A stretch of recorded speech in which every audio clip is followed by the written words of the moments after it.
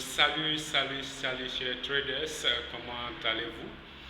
Aujourd'hui c'est le jeudi, le 7 mars 2024. C'est Respo Forex, votre ami, votre frère, votre coach.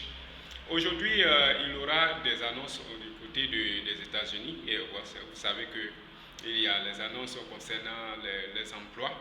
Donc, il va falloir trader avec beaucoup de prudence.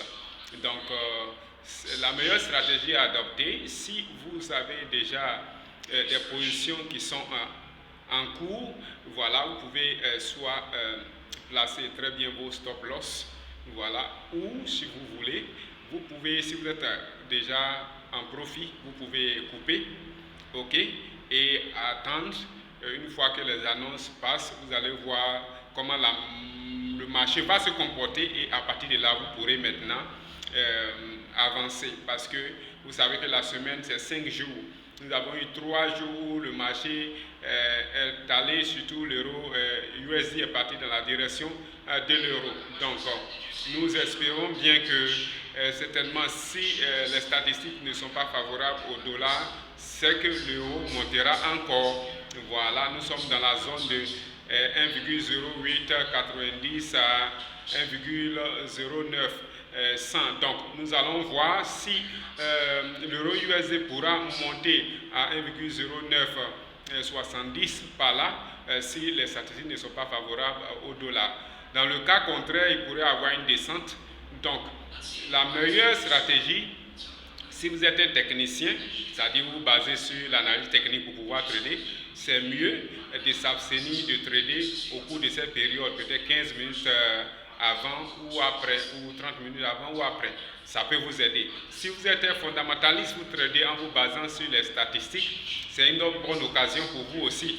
Voilà, parce que nous voyons que les statistiques, les données qui sont affichées maintenant concernant les emplois, on voit une tendance qui pourrait, au cas où les chiffres sont plus élevés, cela pourrait être contre le dollar. Au cas où les chiffres sont plus bas, donc ça favorisera le dollar. Donc il va falloir vraiment travailler sur ça. Au niveau de l'or aussi, on a vu une montée de l'or au cours de cette semaine, commençant par la semaine passée, et nous sommes arrivés à 2100, pratiquement 56 par là. Qu'est-ce qui va se passer? Est-ce qu'il y aura une poussée vers le haut?